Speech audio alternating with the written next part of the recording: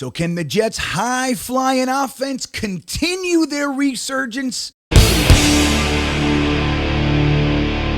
Well, hello, everybody. This is GreenBean, and we are here to talk about some New York Jets football. I am excited as the clock ticks closer and closer to our division matchup against the Buffalo Bills. As you probably know by now, the Jets figured out a way to beat them game one in our house. Now we're going up to their house. It's going to be cold and windy, and there's going to be people jumping off of trucks, trying to land on tables, missing all drunk, smashing their face. They throw children in the air. They're nuts up there. They are going to be ready for the game.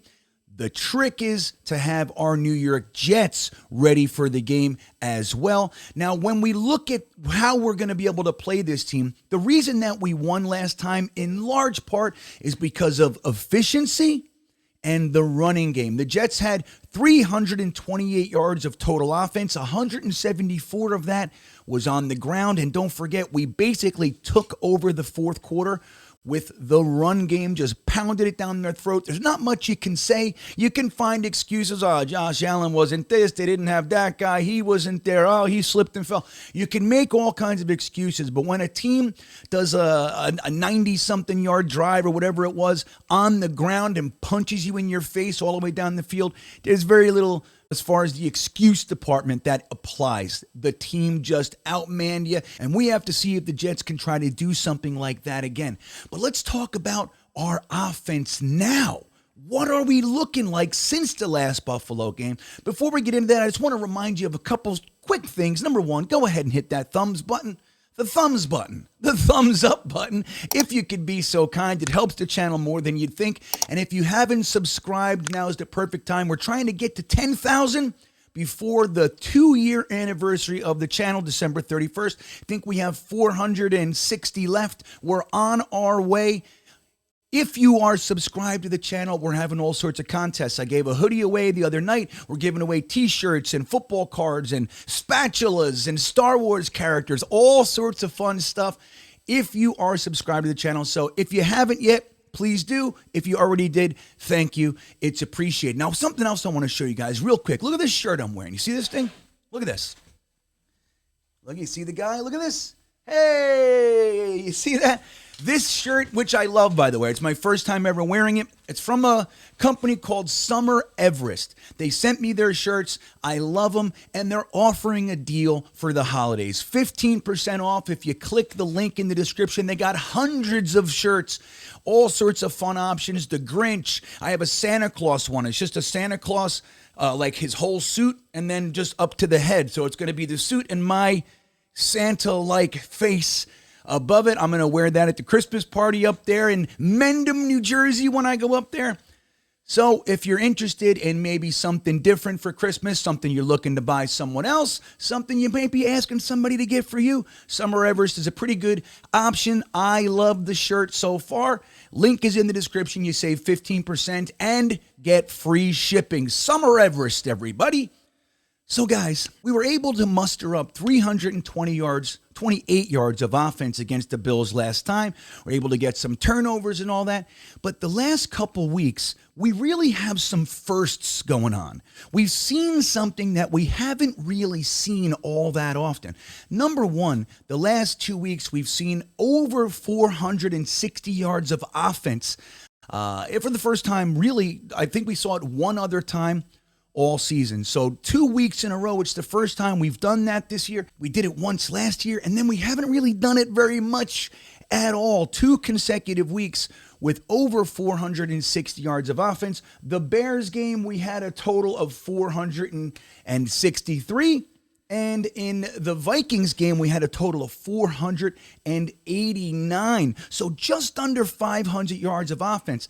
Now, the Jets are going to be looking to do that on the backs of a few players. Another season high, let's call it. Garrett Wilson, who played 92% of the offensive snaps, gathered up 162 yards through the air. Now, some of that was, the obviously in the air part, but a lot of that was on Garrett Wilson and his ability to make people miss. So we need some of that to apply again if we're going to see the Jets win. I think Garrett Wilson's going to have to be a big part of the show. We also saw a season high in receptions for Corey Davis in the Vikings game with 5. He had 85 yards on 5 receptions. Again, he hasn't done that this year. So now we got 2 firsts going on there. Another interesting little first that's sneakily finding its way into the forefront.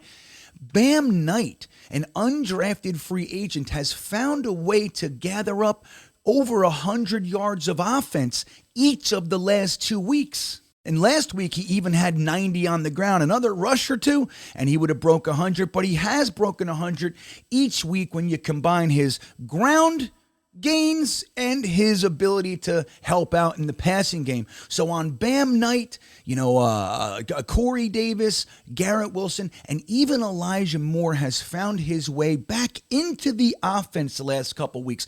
I'm still not over the fact that he didn't get his damn foot in bounds. I'm still not over that. And I think that they should have had a serious talking to. Hey, buddy, if you're going to be talking about trades and all this kind of jazz, you better get your damn foot in bounds, especially when you have 3 feet to do it. And right before you, Garrett Wilson's toe dragging both of his feet with an inch of field left. You got to be able to do that. That all aside, Elijah Moore being a focal point, or at least included in the offense, can only be looked at as a good thing. So he's found his way to have a couple receptions and even a touchdown over the last 2 weeks. And it's all about the protection for the quarterback this week. None other than Mike White. Good news there.